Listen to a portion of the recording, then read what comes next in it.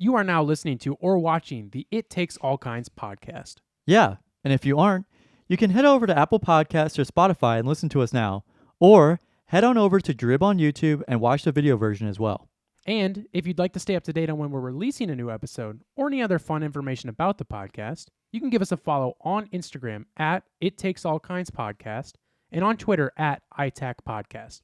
That's ITAK Podcast. Without saying much else, we hope you enjoy this episode.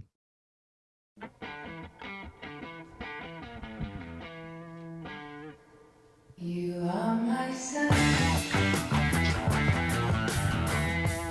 So much louder than everything else. Yeah, you got to turn up that track, man. Got to bump it. You got to pump the bass. Well, you know what I think I need to do actually is turn you down a little bit. Pump the bass. Oh yeah, let me turn the bass up on my MacBook. Pump the bass. Hey Siri. You want to make the bass sound better? Pump the bass. Hey Siri, turn the bass up on my MacBook Pro, please. Please. Please. No, Hello, sorry, we hello. cannot do that to your MacBook Pro.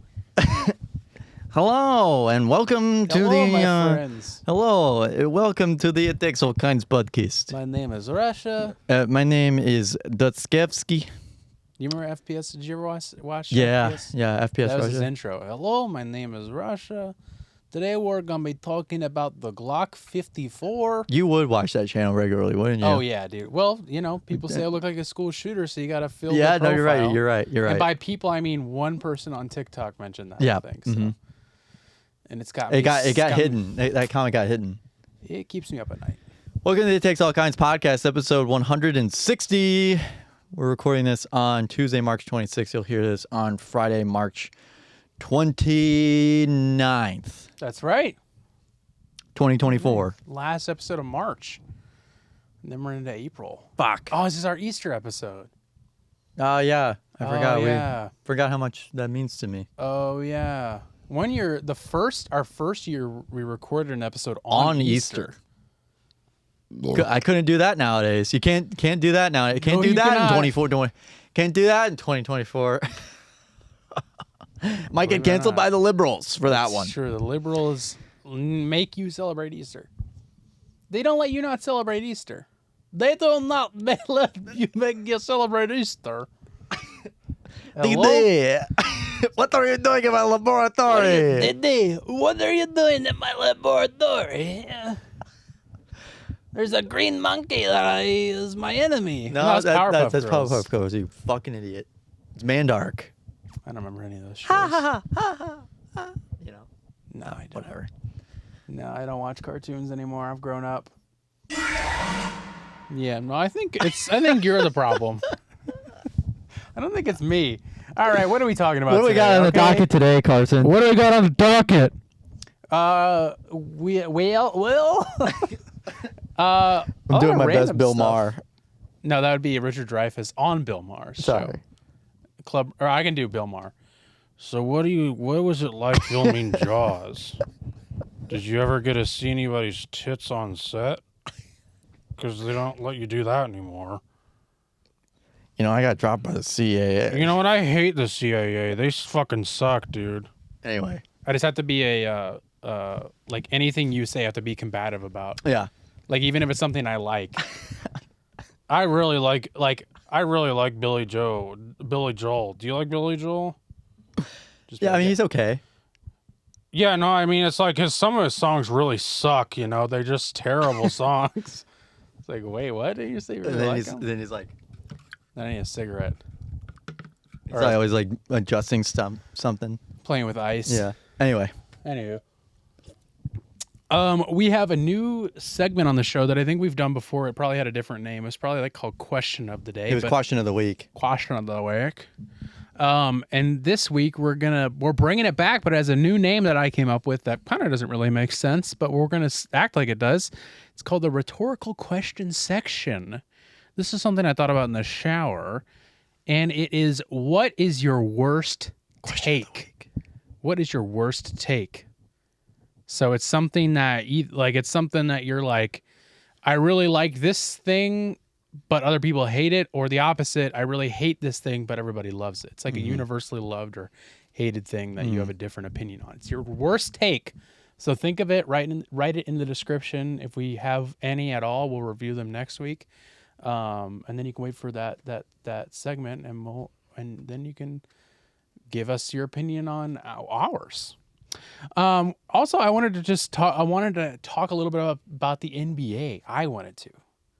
So I'm educating Gavin on some NBA For the first time ever. news for the first time ever about a little player named Pat Spencer.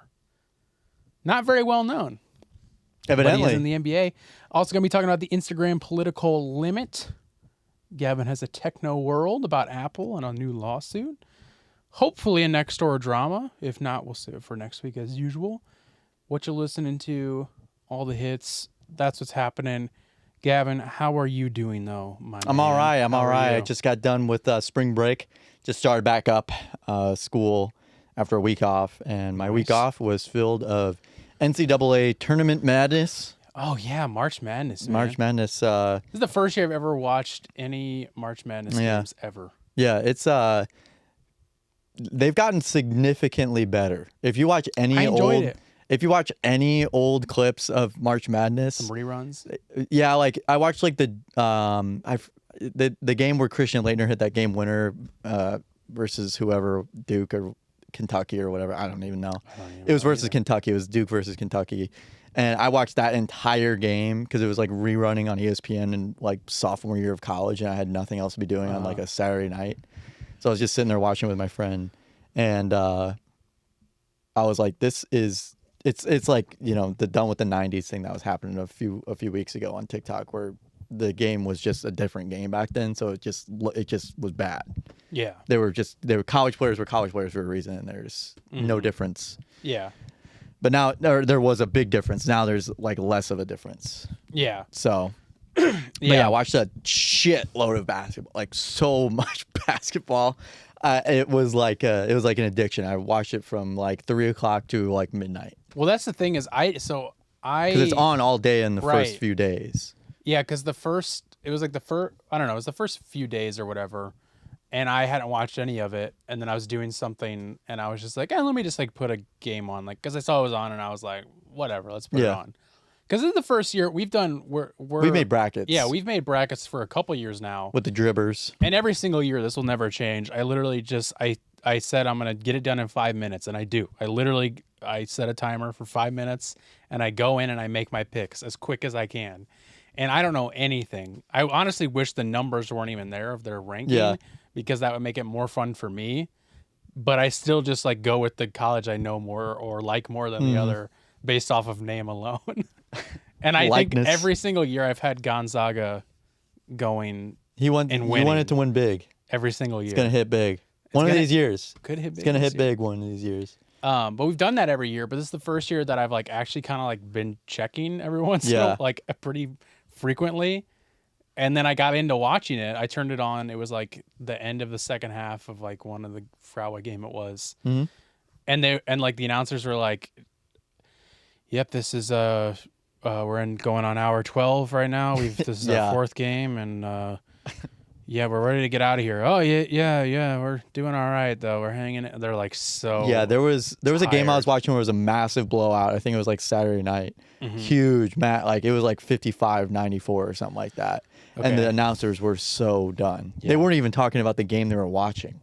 I'm not even kidding. They Can't were imagine so doing done. that. And why do they have the same announcer? Well, it's because they have They so have many like other 4 games. different areas. Exactly. So they just They have to, like one in Pittsburgh. They have one, you know. Mhm. They got to spread them out. Yeah. But yeah, I was like, that's nuts. Yeah. I would never. That wanna would do that. that would ever. actually I've done my longest I think I've ever done like PAing was I think like 6 hours because we had like overtime for decent both time. games. So I think that was the longest I went, but That's a long time. it's a long time to be sitting there watching basketball. And you can't. You don't have the freedom to say whatever you want. No. You can't just be like, going on hour 5 Yeah. here. Here we are, third overtime. You should just start doing that while you're PAing it. Like talk like you think you're like just broadcasting to someone and not into the auditorium or yeah. into the gym. Yeah, I'll do that next time. But yeah, you've been watching a lot of basketball though. Or you watched a lot of basketball. Yeah, watching a lot of basketball.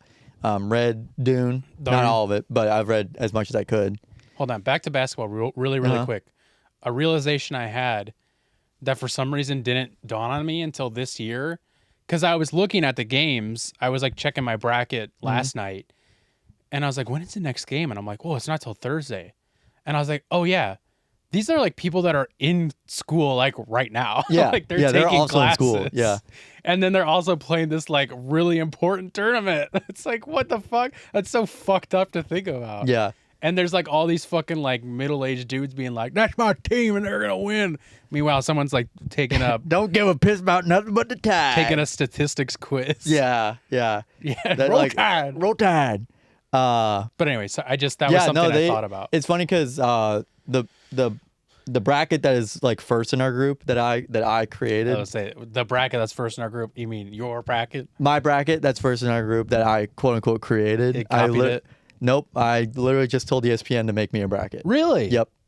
Whoa. I said okay. it was like smart picks, and I was like, yep, go with that. So that's why it's named Smart Picks. Because you have so I have Creighton might as winning well that just- one, but my original one is really bad. The Gavin's quote unquote researched ones I Yeah, have. That what one's happened really there? Explain Okay, that. so I thought New Mexico State was going in really hot. Okay. So I was like, that's gonna be the Cinderella. I don't care. So I just like sold on that, and then Sean talked me into the Auburn picks, okay. and Auburn lost really early. So they beat the first team and then lost the second game. Yeah, so because I had them going really far. I had Auburn and New Mexico State going really far, and I picked New Mexico State as the Cinderella.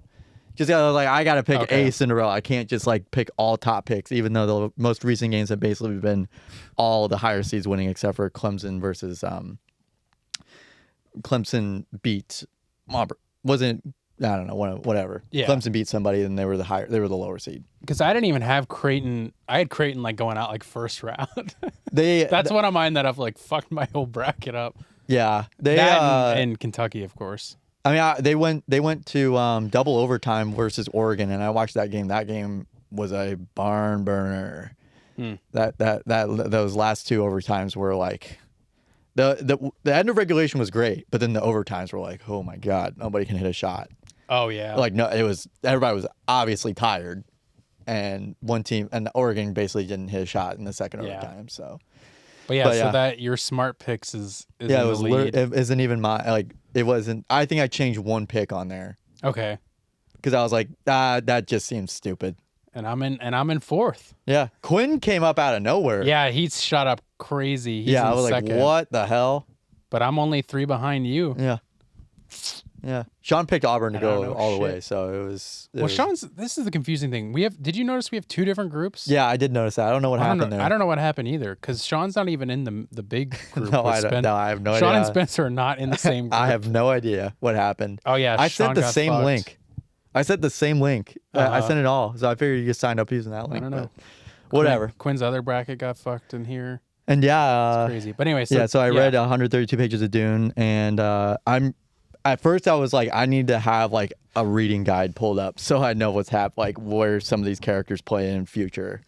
Oh, Because it's okay. like I didn't know what was going on at first, but then I got into it. I'm like, oh, okay. So I just started looking up pictures of what who the people are Yeah.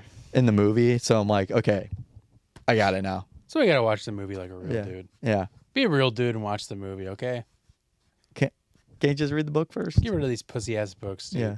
I'm actually been thinking about banning books a lot more Yeah. recently. Yeah, yeah. Kind of something I've been getting into. I think we should ban Dune. Yep. We should. Because I don't know what they're saying in it. They Yeah. say crazy things in there. They just speak high English. It's like Star Wars, where it's like, I don't know what you're talking about there, man. I don't either. But yeah, But you're liking it. yeah, it's really good. I'm like encapsulated. I do. Totally sucked into that world. I still need to get on my audiobooks and get that one going. That's first on my list. I don't know if or when that'll ever happen, but I was gonna say like, oh, they have it on Spotify, but you don't have Spotify. I do not. I've been thinking about getting it though because YouTube Music's Discover Weekly or Discover playlist, it's not even weekly, absolutely sucks ass. And Spotify's Discover Weekly was like beautiful. It used to be, but now it it's sucks now. there's a lot of things that have changed, like tweaked a little bit. That just kind of there's like the daily mixes are essentially they're all different genres, but Yeah. they all have like a few overlapping songs, and I'm like, I swear to God, I just heard this yesterday. But do they have a Discover Weekly? Yeah, still? they still do. Yeah, Okay. but yeah, I will say the Discover Weekly is also stuff that's not just new. I thought it was just new releases. Like here's new stuff that you might It's like. anything. It was all throwback stuff too. And that's why I loved it. And that's why I loved using it. But YouTube's Discover playlist, I don't think it's Discover Weekly. They'll like recommend me shit I've already heard. They recommend me mostly bands I've already listened to. They recommend me like shit that I'm like, I don't even listen to music like this. Yeah. And it's garbage. I hate it. And it's like, that's the one thing that I loved about Spotify is that like, I found so many new artists because of that's to Discover Weekly, but now I'm just like I'm stuck in a loop of the same shit because Yeah. I like That's where I'm I at don't know in where Spotify. to find new music at. That's It where sounds I'm so at. Stupid.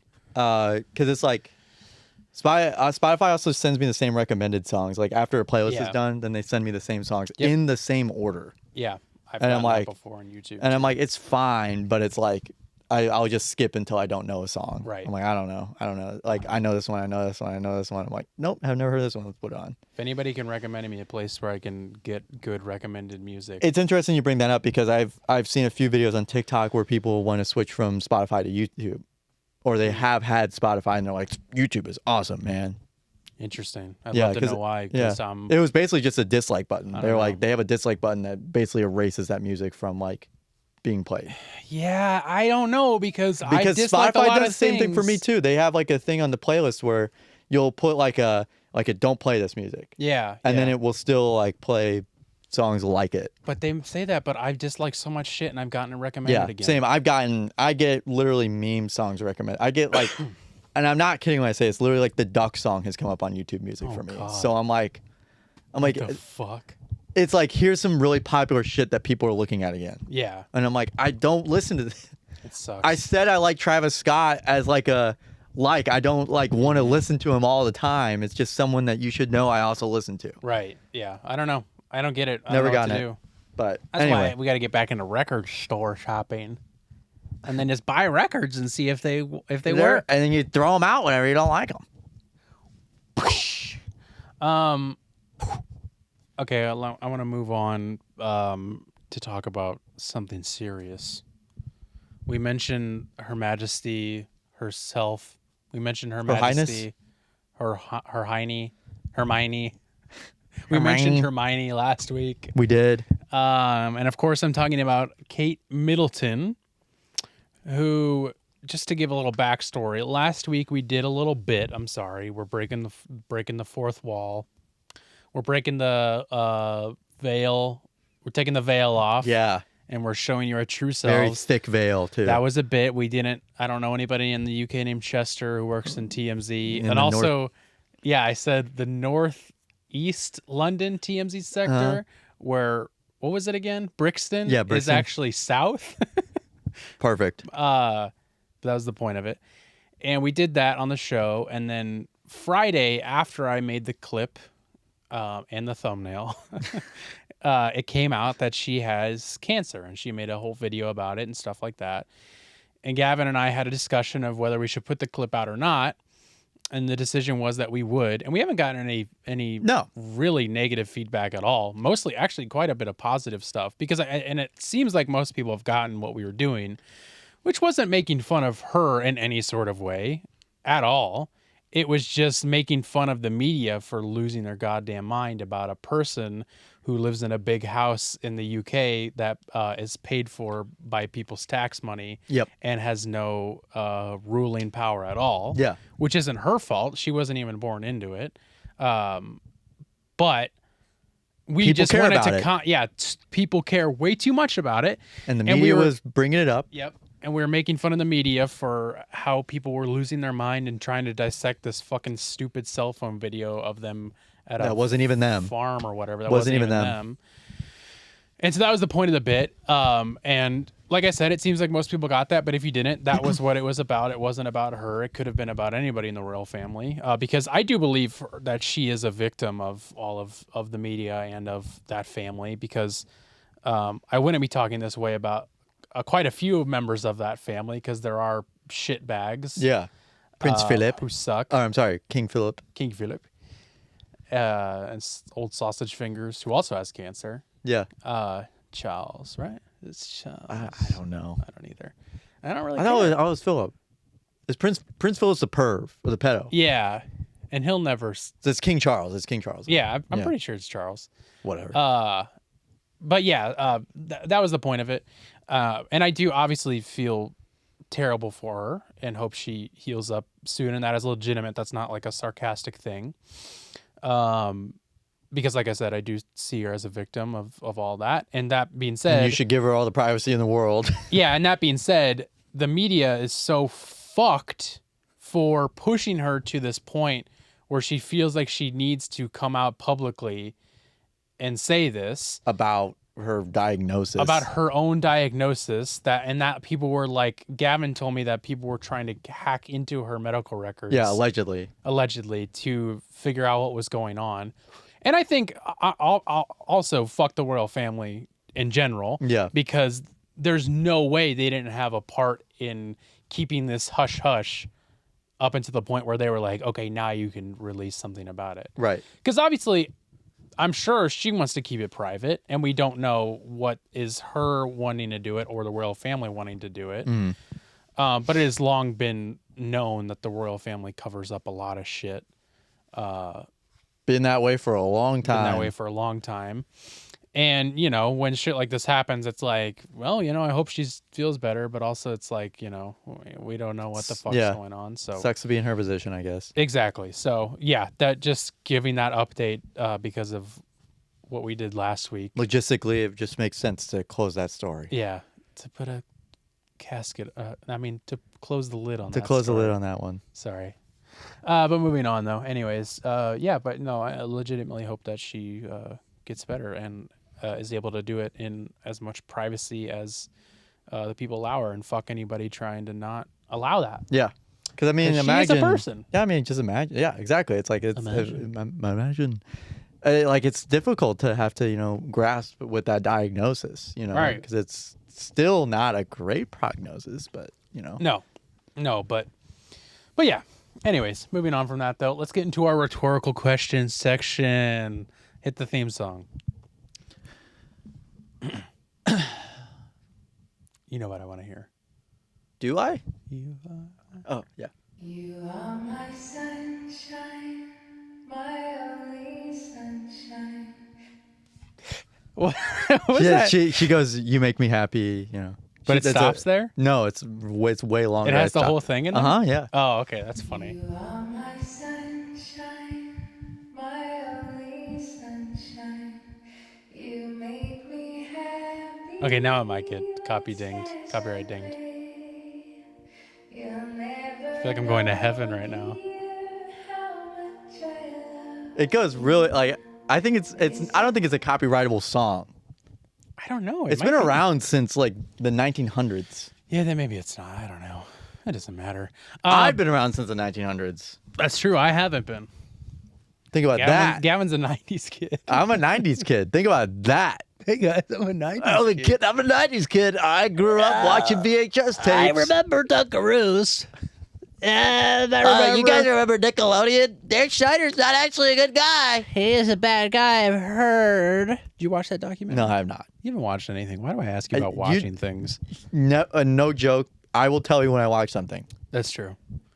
I knew I was setting myself up for failure with that I'm not question. kidding I haven't when I said- watched it either, by the way. I Yeah. should just say that. Spencer's watched it. Spencer has watched it, which surprised me and put up a lot of red flags. I love you, Spence. But yeah, rhetorical question section or question of the week, whatever you want to call it. This was a shower thought. This was a shower thought. I have many thoughts in the shower. If you know what More I'm than saying. one. More than one. And I was thinking about something, and I was like, huh, I actually think I like that. And I was like, but I don't know if I could ever publicly say that without being dragged. Yeah. Because it's So this is a cancelable offense notoriously coming hated. up. So Very everybody get your cancelable. clips ready. This is cancelable. Clip this. Chat. This cannot get out to the public. I'm glad we're is what talking I'm about saying. this and on the podcast. Nobody will ever hear this. Okay, so the rhetorical question is, what's your worst take? Do you want me to go first? hold on. This guy's so antsy over here. Oh, So me. I was like, "What's your worst take?" And it's either I gave this question to Gavin because I was like, I wanted him to prep for it for once, and I don't know what that means. And I said, "What is something that you like that is like?" I keep trying to think of this word, and I can't figure it out. But it's like something that you like that everybody hates. That's what's the word? That's something hated. I can't think of the word. It's driving me crazy.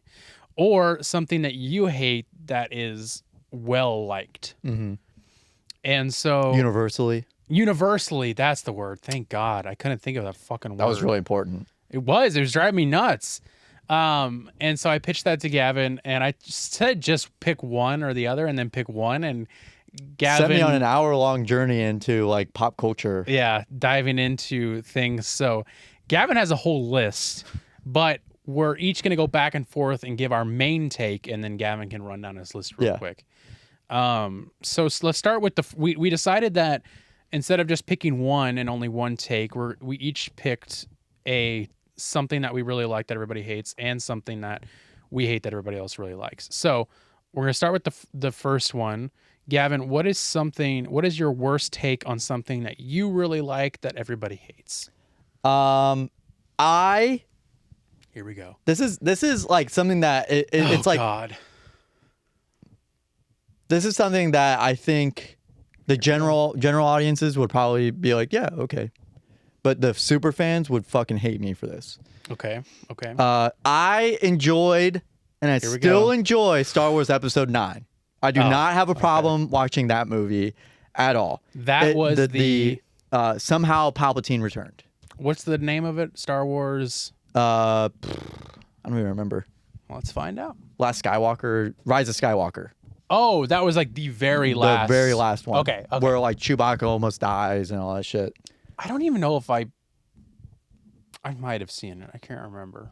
She's like having a battle with the Force, and like the ship explodes, and it's thought that Chewie was on that ship. Chewbacca was on that ship. They have like a freak out about that. And then they have a reveal. Oh, he actually never died. I can't remember. I don't know. I don't mind the I really don't fucking care about MacGuffins. If it's something that, I got to go grab this to go do that quest. Yeah. If it's in a movie, I don't fucking care. Like, it's like, some people are like, oh, there's another MacGuffin to worry about. Another red herring, another thing to be chasing after in Star Wars, really? Which was what? Which was, I don't even remember. Or it was like, some fucking cube, like the triangle pyramid thing that was supposed to guide him to the planet Xylitol or whatever. I don't even fucking know. The chewing gum agent? Yeah, I don't even know, man. But anyway, I don't care if there's a MacGuffin or not in a movie. Yeah. Especially in a movie like that where it's kind of like an adventure movie. So I don't mind watching Star Wars Episode 9. I was really excited when the movie came out. I watched it like 3 times in the theater. And every time I was like, all right. I was like, this isn't a bad movie. I'm like, it kept me enthralled. I don't know, it kept me engaged. Even after watching it like 2 or 3 times. I was like, this is still a good movie. And like some people were like, some of my friends are very easily swayed by some videos that they see online, so they're like, this really? Guy, yeah, no way. But I can't think of anybody. No, who me I know neither. that's like me that. neither. But yeah, they're like, oh, I hate Star Wars Episode 9. I'm like, we literally had like a really good conversation about it right after the movie was done. This is my problem in general with getting into things that are like easily like nerdy about, like something that's like, this is your identity, like a Star Wars, like a Star Trek, like a Marvel. Yeah, a Marvel or something like that. It's just like, I don't know. I just can't get that invested into it. Like personally, I just can't. And then I can't stand when people are like, you're wrong about this thing. And you shouldn't even be a fan if you feel this way about something. And that's, it's just. I mean, like, there's people I think I saw the movie and I don't remember a goddamn thing about it. It's a big nothing burger, for lack of a better word. It's literally nothing. It does nothing. It But it's like literally- notoriously hated. it's the most widely hated Star Wars movie, even more than probably Phantom Menace. I was about to say, I'm like, aren't the prequels, yeah. prequels more hated? Those are pretty hated, but like not as bad as that. That is Okay. like widely like you can watch even 8. I haven't even watched 8 in a long time, but like even episode 8 was like that's a really bad movie. But it's like, all right, it's new Star Wars. I Yeah. get to see some guys with Right, it's like, lightsabers. why That's cool not? enough for me. I'm Yeah. I'm such a casual viewer of Star Wars at this point. right. And I haven't watched any of the Book of Boba Fett shit. I watched Book the of Mormon. first 2 seasons of Mandalorian. I haven't watched anything else. Yeah. I like I said, I have no interest in it. So- but, okay. Yeah. Well, it's not as. And I it's guess not that- I guess also baked beans. That was also something that Okay. my mom brought up, was like that's something I really like. Yeah. I love baked beans, but some people are like, ew, baked beans. Or I like th- potato salad, or Yeah, I think more people like baked beans than hate it. That's what I thought too. I would But be it's like, hard-pressed to find- there's people that are always like, yeah, they're good, but like I would never eat Yeah. them like how I did. Right. It's more of like I think the thing that should be pressed whenever saying that is your obsession, Obsession of eating beans. Because then like people even like me, who I'll get I a whole love plate. baked I'll get a beans. whole plate of baked beans Yeah. at a cookout. I love baked beans, but Gavin's It's insane. Gavin's enjoyment of them So good. is a little worrisome. I love them. They're so good. It's a little scary to me. I'd be great if I were in an apocalypse and they had like in Jurassic Park where he found Yeah. those baked beans. He found like a don't can of baked remember that. beans in Jurassic Park. I don't 3. think I've ever seen Jurassic Park all the way through. No, there's any of them. that's like the third one, the big summer blockbuster one I was talking about a few years ago. I haven't seen it. Yeah. Anyway. Jurassic Park is another thing I haven't seen. Yep. Okay. Yeah. Nothing that hit me that hard, but maybe someone at home will get offended by Yeah. your Star Wars take. Are you ready for mine? Oh boy, I can't wait. It's so stupid, dude. It's like I the also like build-up of disco. it is I don't so mind dumb. disco. Okay. I know that was a while. We're not to your list yet, but I know, but I'm just saying that Okay. like that was just something because Yeah. I'm trying to think of like things I could light something on fire. Yeah. So go ahead, light something on fire for me. I He's having trouble grappling with this this is gonna himself. get me canceled. It's so hard. I'm never gonna be allowed in the Hollywood. You don't like again. Taylor Swift? Well, not really. But Oh, okay. That's not. Oh, it. okay. I think that The Big Bang Theory was actually a pretty good show. That's it. That was it. Yeah. I mean, I've actually heard more people come out in recent years that Big Bang Theory wasn't that bad of a show. Really? I haven't heard anybody talk about The Big Bang Theory besides just the Young Sheldon jokes, which I've never seen. By the way, I've never seen Young Sheldon. No. But I was thinking about it in the shower, and I was like, Have man, you? the Do Big- you I watch was- Big Bang Theory No, all so the time? that's the thing I should say. I haven't seen The Big Bang Theory in probably at least 5 years. Probably over 5 years I have not watched an episode of The Big Uh-huh. Bang Theory. But I was thinking about it, and I was like, I could see myself rewatching that the way I'm rewatching Seinfeld right now in like 20 years. Oh yeah, for sure. No, I think Because I there's kind of enjoyed it. There were like redeeming things I about remember it, in but middle it's school so like mean hating to on hell people. now. I remember. That's why I brought it up. Yeah, I because- remember hating on people that like there was someone on my bus. I remember he's like I don't mind watching The Big Bang Theory. I'm like, The Big Bang Theory, give me a fucking break. Yeah. Like, oh my god. Because I think like Like, a that's long time terrible. ago, I brought it up to you, and that was like your reaction. Yeah, to it. it's like I don't know. It's also the same thing with Modern Family. I don't mind watching Modern Family. Yeah, I didn't think it was that bad either. I don't. There's a now couple I've parts. seen some. It's come up on a hotel TV, and I Yeah. was like, this is really cringy. There's some parts where I'm like, yeah, this is something I could write in my bedroom. Like this is something I Yeah. could, you just write it for fun. Right. But I think that there's a purpose for those shows now. yeah. Like it's like definitely like a career launching thing. Like it's like Yeah. a trampoline, or like you get some writers on, and they write for that show, and it's like, okay, see, I wrote for this show for a couple of years. Now I'm on a bigger show, Right. and I have bigger roles. But those were the big shows at one yeah. time. But yeah, I big don't know about shows. prime time watching Big Bang Theory. I don't know do you mean by about that? I don't- like if watching reruns is fine, but as the episodes were coming out, you're like geeking out for the next Big Bang Theory. Give me Yeah. a break, man. I wasn't like that, but I definitely remember watching like new episodes as they came out from time to time. But it wasn't like I have to be out in front of the TV at this time. I don't know. to I watch think it. I think it's more of. I still think it's. I don't know. Now, Friends. I will say, Friends. I fucking hate. I don't think that Friends was- is that bad. That should have been my take of initially. I fucking hate Friends. Okay. I loathe Friends so much. I think that would be. I think that's a pretty hot take. I That's fucking something you hate that everybody Friends. loves. Hate it. Anytime it comes on, I'm like, this is the most generic looking television of all time. It's not even a fucking timepiece. They have the same 2 set pieces. Fantastic. Great. There's not any good jokes. There's not any good running bits. It's all just dumb shit. And I fucking hate watching it. I hated listening to it. I hate watching it. Everything about that show. It did not inspire any pop culture. And that's probably my hottest take. Did not inspire anything at all whatsoever. Have you ever watched a full episode? Yes. Okay. Yes. I'm like, cool. Completely average television. Well, yeah. I mean, definitely. I mean, I don't. It was groundbreaking for what it was at the time. And I think it did inspire a lot of things. But as far as like writing goes, I don't think we've seen anything like that come out at any point. Because I mean, sitcoms just in general have died off. Yeah. But like, Friends was like a almost like a soap opera sitcom. Yeah. That had some comedic relief to it that sometimes would be good, a lot of the times wouldn't. But that's my problem with it, is the emotional aspect of it.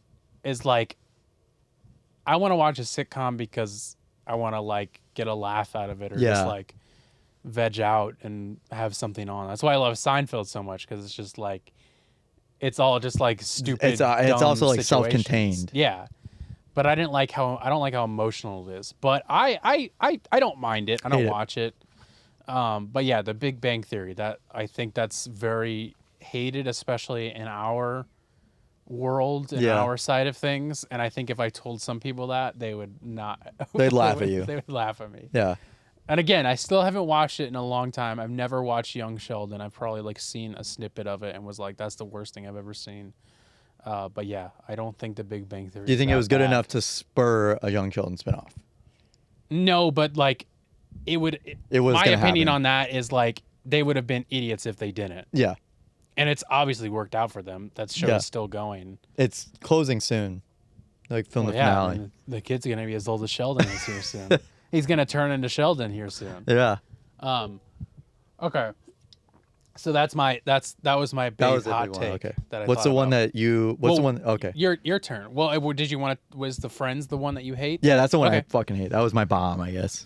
Something I hate that is notoriously loved, and you might agree with me on this. I don't know, or you might hate me for saying this. I do not and did not like Finding Nemo at all. Really? I find no enjoyment in that movie. Really?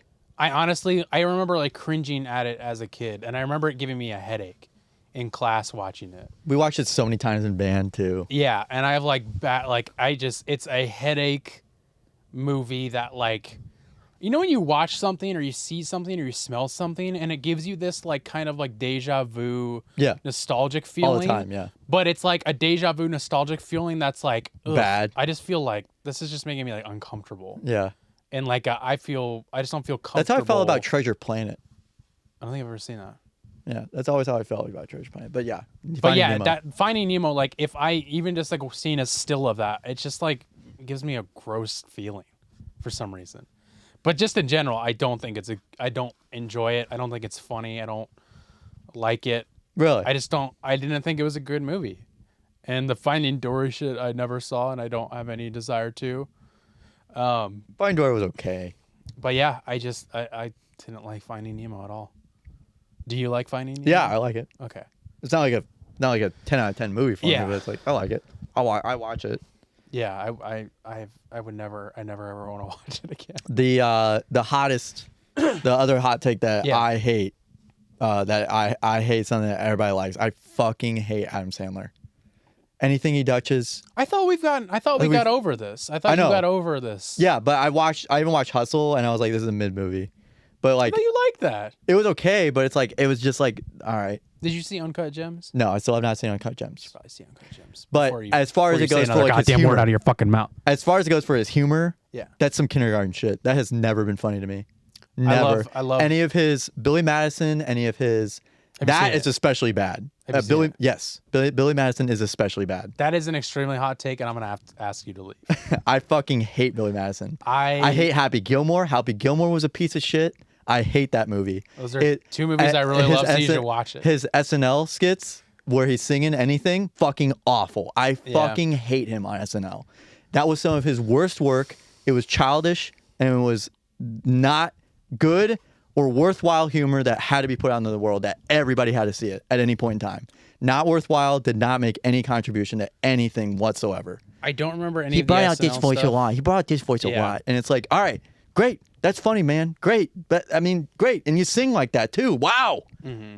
Talented individual here we have. I remember my cousin showing me some of the songs off like his first few albums. So bad. And I thought they man. were funny when I was a kid. I've listened to one of them recently because I was doing an edit with something, and I remembered Had to that he sit had through a it. Thanksgiving song, and I listened to it, and I was like, "Oh, this is really bad. This is like annoying." It's the kindergarten humor that yeah, is it just was. bad. But that being said, I haven't seen Billy Madison or Happy Gilmore in a long time. I saw part of Billy Madison a couple months ago, or maybe even a year ago, and I was like, this is still great. I still think this is hilarious. Happy Gilmore. I love both those movies. I'll just say it. The I'll best defend parts it. are everybody around Adam Sandler. It's never Adam Sandler's role. Never. I think there's some funny things. Giving like not like Uncut Gems out of the question. You know what I mean? Like that's a different type thing. of movie. Yeah. But like everybody around him, I like all the characters around him in Happy Gilmore. Yeah, I do too. I think I would agree with you that some of the stuff around him is Way better funnier. than him, but also a lot of what makes those characters funny is like his like very subtle interactions with them. Where he's like I haven't seen that movie in a long time, but like where someone's getting mad at him and he's like talking to like his caddy or someone about it. Like that's funny because it's like I don't know. There's just like funny aspects about that, but I do think that he is funny in that movie. Nope. Some of it. Again, I haven't seen it in a long time, but I will gladly defend those movies as great comedy Did not have to be put out in the world. pieces. That is a hot take. I think Yeah. that to me that's hotter than the Friends take, but I think people would disagree with that. Okay, so what's the on the rest of your list? Oh yeah, he sent me an hour-long spiral about this. Now you got me fired up. Which is funny because it took me about 5 minutes. There was pick a line. that once I was 7 years old. Oh yeah, it's a I terrible fucking song. hate that song. So one Horrible of my song. friends was like, "You hate that song?" I'm like, I hate that song. That is another piece of media that should have never been Yeah. put out. Yeah. It comes up and it literally comes up in every like graduation type of like situation and like growing up and stuff like that. And it's like, oh my God, there's terrible so song. many better songs you could have chosen for that. That's the most cliche song of all time. I have another hot take that this is known on the show. Mm-hmm. I hate TikTok. Yeah. I think it's I hate that. terrible. I don't understand how anybody can spend any time scrolling through that app and have any enjoyment out of it. I don't get it. That's my other hot take. I know I have started to really notice when my algorithm really tries to drag me in for a long time. I'm like, oh no, you're like what they do is they show me like a house renovation video, someone like going around and like no, it's like not a house renovation, Yeah. but someone investigating a house who got recently renovated and talking about how shit they did.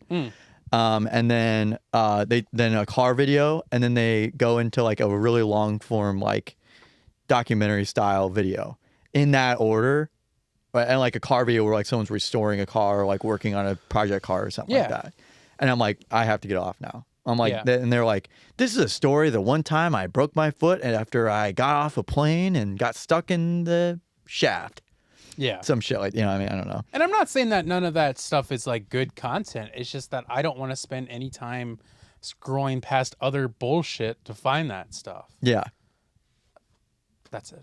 Anyways, Yeah. go on. No, I agree. Musicals and musical tracks, never been sold on. I've never been sold on, especially Disney movie tracks.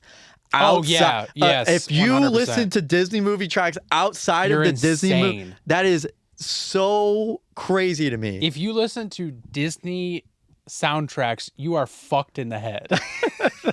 That's my hot take. You are That- fucked in the head. It came up. I was scrolling through like like the different playlists Spotify has, Mm-hmm. and it was like musicals, and I was like, oh, it's the musical ones that are like coming up, and it's like they have like Book of Mormon and stuff like that. I'm like, yeah, musicals that are like generally liked, and then they have like a no joke like a Disney music playlist, and I'm like, oh my god, please seek therapy, please.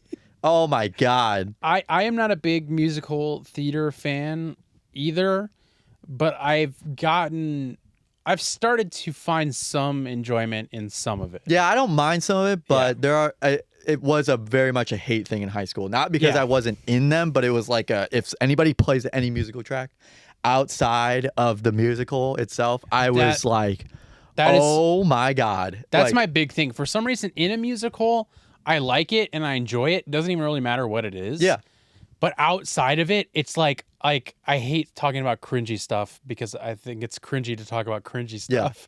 But it is so unbearable to hear on musical. And then the worst part is when someone starts singing along. No, to I know it. exactly. And that's what everybody does is whenever they listen to these musical tracks or Disney tracks outside of it, it's literally like the most like grinds my gears to no end because they're literally taking the context out of it. Yeah. And it's like I'm already listening to someone sing kind of like shit. I don't want to hear you sing even worse. No, exactly. Yeah. I want to Bud Dwyer myself right in front of you if you keep singing. And maybe they'll stop listening to Disney music. Maybe, but probably not.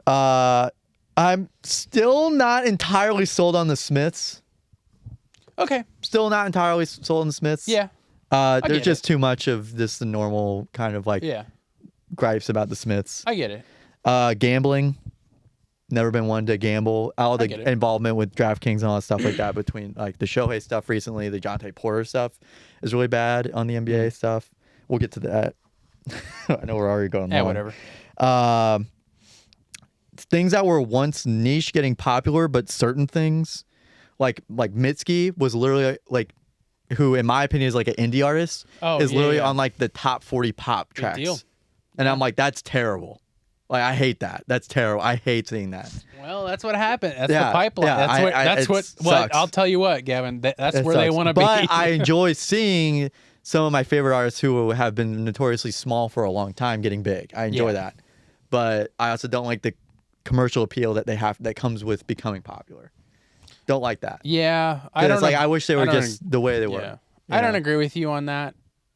Because that feels a little gatekeepy to me. No, I know, and it's like there's some parts I'm like, yeah, let's go. Like Minnesota Timberwolves being good, get anybody that wants to get on the train, cool. Yeah, the Detroit Lions getting good, cool. Anybody wants to get on the train, that's great. But it's like something that it's not something that like I generally liked, but it's like something that like seemed to start small and then like got popular. There's a reason why it got popular because it's good. Yeah, but it's like I wish it didn't happen as fast, or I wish it was a more of like a for certain things, like more of like a grassroots movement where they're like touring for a long time, or finally hit their big break. Like I like that. But if it's something that's like, oh, here's something niche that had been niche for like 40 years, and now all of a sudden it's huge again or whatever.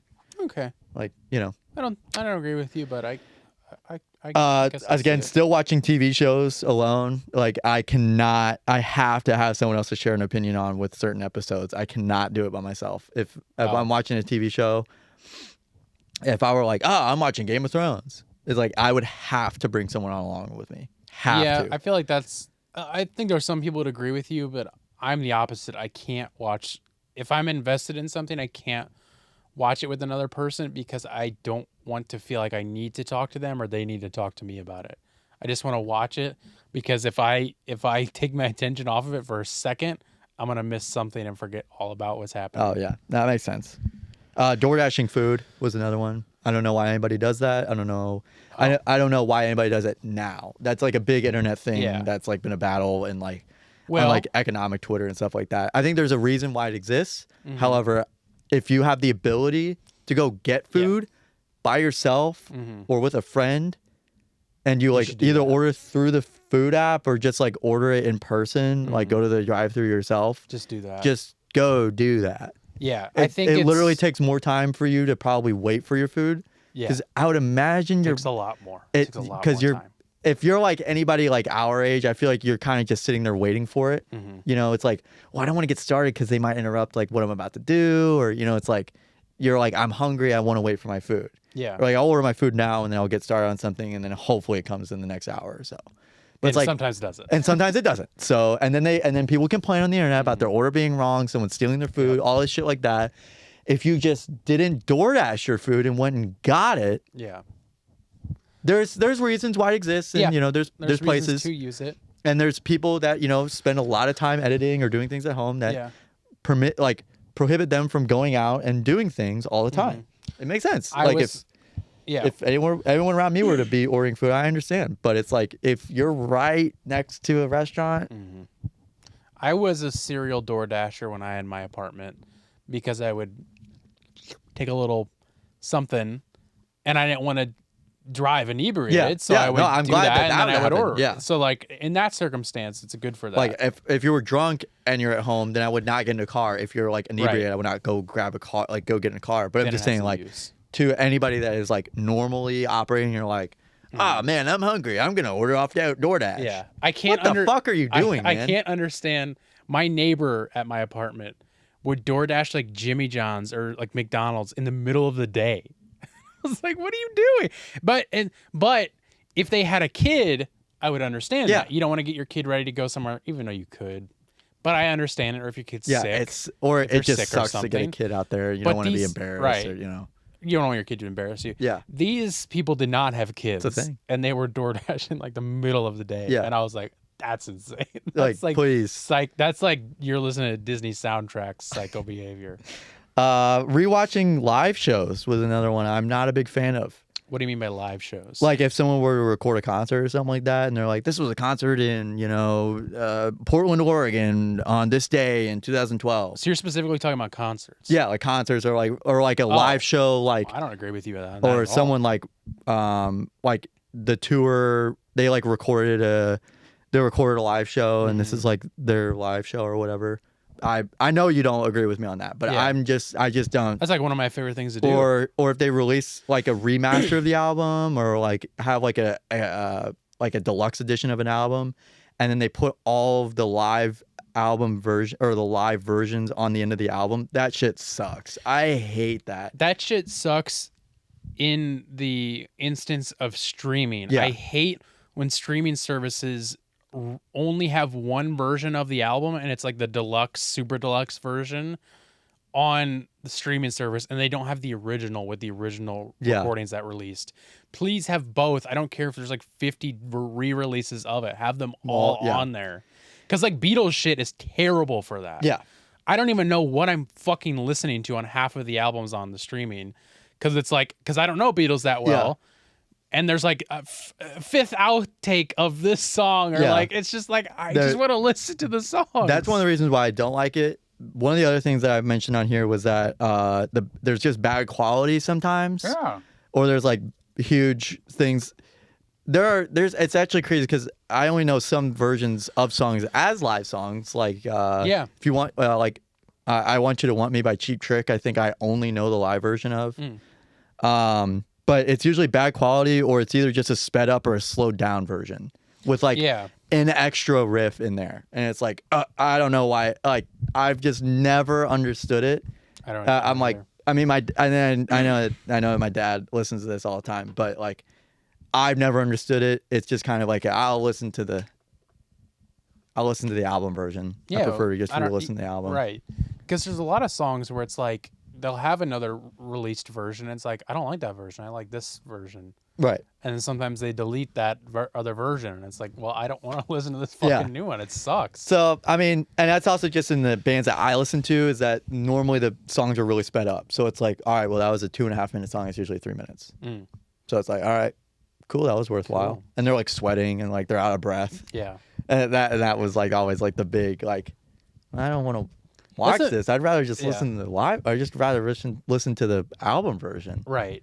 I don't know if this is necessarily a bad take, but it's just something that what made me think about this is that I hate seeing a band live, and I hate whenever they they speed up a song from the tempo that it is on their album. Mm-hmm. And I'm like, what are you doing? Like, Yeah, just it's play like the song. Are you that supposed was to play? that's Or they slow it down. It's especially- usually a sped up thing, Yeah, though. it's usually better because I mean they're nervous. You know, they got nerves and like. You But know, I think that's just sometimes I don't know why they do that. yeah, I don't know why they do that either. But Because the it's like Black Keys that I listen crazy to are faster. like the pinnacle of that. Like all they do, I like listen. Like if I were at like I like going to concerts or like I like listening to a concert as it's being played. Yeah. But if you're releasing content of live shows on an album, it's odd. I don't like it. Yeah, I don't know. I love my live stuff. Because And I just even like love it on a. I don't even album like release. the like fan interaction where they're like screaming or something like that. I'm like, all right. Oh yeah, that is like one that thing. where it's like that thing, or they're like Boston. You know, it's like Yeah. What? Why is this on the track? That's one thing that annoys me about some live albums or some like live releases is that they leave too much at the beginning of the song. Just start when the song starts. Cut right there and then get into the song. I don't need to hear a person like there's a hardcore album that I listen to that has some live tracks on it. And he's like talking to people in an audience and it's just like I don't need to hear someone in 2009 talking to people in an audience at Warped Tour or whatever Right. for literally a whole minute. Just start the song. No, right? that's He's just why I telling don't them like to like sing along if Yeah. they know it. And the funniest thing is that a lot of it's like we have a new album coming out in a week, and it's like this was like 15 years yeah, ago. Just fucking like I don't care. This has no replay value if has this shit on it. Then that's my point. That's the only thing I'll agree with you on. But I love my live stuff. That's my favorite. That's my preferred way of listening to a lot of things. So I can't Sorry. agree with you there. So I know we're going long, but No, that's fine. This is the stuff that I think people would want to hear, in my opinion. Fuck all this other shit. Yeah, we'll probably skip next door drama this week, but no biggie. We'll be back next week. We did 2 in a row, so, and it's a funny one. It's a funny one. So stay tuned for that next week. But we'll just go ahead and jump into our topics. Just some short stories, short topics. Let's talk about the NBA for a second, Gavin. This came to my attention because of an Instagram post about this player named Pat Spencer. He plays on the Golden State Warriors as kind of like what would you call a player that only goes in at the fourth quarter? Don't read any of that. I'll read it to you. oh, So, okay. what is a Well, I wanted to see like what he looked like. I don't know if I knew what he what do you call a player that only goes in at the fourth quarter, like at the end? They like garbage time. like just like, yeah, that's what yeah, a garbage time player. And that's what he is or right like now. G League player. Yeah, Or, like he's Santa Cruz so, Warriors. I saw this because the headline was like lacrosse star Pat Spencer makes his first point in the NBA for the Golden State Warriors, and it was a dunk. And it's a cool video. I guess I could show it, but it's kind of old at this You might point. get clip. You might and we- get like copyrighted. Yeah, we for might that. get copywritten for that. It's pretty much just him getting a dunk. It's a white dude getting a dunk. I don't know. Fast break dunk. or Go whatever. look it up if you want to. It's not that I important. might to have seen that watch. clip, but I didn't realize the importance Yeah. of it. So I was like, that's interesting because he's like, yeah. So I'll read on about him. So Pat Spencer is all too familiar with defying odds. Long before being recognized as one of the greatest college lacrosse players of all time, Spencer was cut from his varsity lacrosse team as a high school sophomore. So this is coming from NCAA.com. This is just one of many obstacles Spencer has hurled in his divisive sports career, which has most recently led him to a 2-way contract with the Golden State Warriors, with whom he made his NBA debut on February 25th.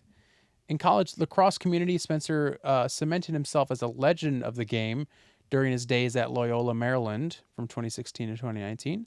The 4-year starter had an illustrious career with the Greyhounds, winning the T. Wharton Award, sure I'm saying that wrong, the college lacrosse equivalent to the Heisman Trophy. Cool. During his senior season in 2019. The attackman set and still holds the record for most career assists in NCAA Division I men's lacrosse history. He was then selected for some lacrosse stuff. He held a 1-year college athletics eligibility, remaining as a graduate transfer, and pounced on this opportunity, transferring to the Windy City to play basketball at Northwestern. Although Spencer had not played basketball competitively since high school, He had a strong background on the hardwood, leading his high school team to their first state title in 25 years in 2015. But he went 4 years after that not ever playing competitive basketball. In his workout at Northwestern, Spencer impressed Wildcats coach Chris Collins with his athleticism and quickly proved he could hold his own on the court, tearing through the norm of specializing in one sport. The 6'3" guard averaged 10.4 points per game in Big Ten basketball, which is no simple feat, especially after not competing since high school. He started 29 of 31 games he played in and also averaged 4 rebounds and 4 assists per game. So pretty decent. That's pretty good. Record. The end of his college career was marked by the beginning of COVID-19. Many in Spencer's position would have called it quits or maybe had returned to the sport he clearly had a knack for, but Spencer was never one to follow the traditional path. Spencer decided to continue his basketball career with the Hamburg Towers in Germany following the 2020 NBA draft. After playing just 5 games in Germany on October 25th, 2021, he was signed to the Capital City Go-Go's. Yep. That's a funny name. I didn't know the that. Washington Wizards G League team. G League. This was the first tangible stepping stone to Spencer's end goal of becoming an NBA player. Averaging just 13 minutes per game, he tailed roughly 6 points per game to... That's pretty good for 13 minutes, though. 6 points per game. Following a stint with the Go-Go, Spencer was signed to an Exhibit 10 contract with Santa Cruz Warriors, the G League affiliate of Which the is basically Golden just State a Warriors. tryout contract. Right. Which is like a... Oh, is that what Exhibit 10 is? I didn't know it's that. literally just like a tryout. Like, hey, if you make it, like, great, but we can just cut you for nothing. Right, especially if he's only playing 13 minutes in G League. Yeah. That's bad. It says an Exhibit 10 is a 1-year deal where the athlete attends training camp with the team. Yeah, it's like a prove it deal. Spencer played well during what is essentially a glorified tryout. Wow, okay, just Gavin knows Sorry. everything. No. I didn't remember reading this part. But in a league that can only hold 15 players on its roster in the regular season, he was told he would not make it to the Warriors NBA roster, nor receive a 2-way contract. Two-way is also like you can only play a maximum of like I think Yeah, it's like 20 games or like 40 games. Yeah, there's a limit on it. There's a 'cause you're limit still on both teams. Yeah. So it's like you have to basically travel between these two teams Yeah. as needed. They'll call you up, you attend the game, and then they won't even put you in. Right. And that's still I don't think that counts as like a game played, but Yeah. they can only call you up and down a certain amount of times too. So He continued to grind with the Santa Cruz Warriors until he was introduced to an unfamiliar territory, 2 major injuries requiring surgery. In all of Spencer's high school and college days, he never had an injury that he felt he could not play through. But if he wanted to seriously continue his dream, it was unfortunate necessity. After recovering from hip and wrist surgery, Spencer rejoined the Santa Cruz Warriors in November of 2023. Out the gate, Spencer looked like he hadn't missed a step in his return, averaging 12.5 points, 3.8 assists, and 5.4 rebounds on a 37.7% shooting from deep, just slightly above the NBA average season of 36.7. Spencer had finally had the breakout he had dreamed of back when he was working out for Collins at Northwestern, and Golden State Warriors coach Steve Kerr was taking notice. And this is a video of him on the G League. No, that was just at the G League. Oh, right. Okay. Yeah, I thought it was the points, but it's actually just G League.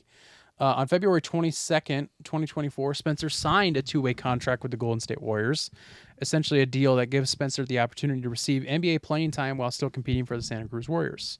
These contracts are typically reserved for young stars, so Spencer, now 27 years old. Oh wow, I didn't even like process that. Think about that. Yeah, certainly impressed to garner this deal. 5 years after turning down the Premier Lacrosse League, Spencer made his NBA debut on February 25th against the Denver Nuggets, entering with a minute and 45 left in the fourth quarter, while it was garbage time as the Warriors took a 119-103 loss. Spencer vision had come to fruition and continues to compete for his place in the NBA today.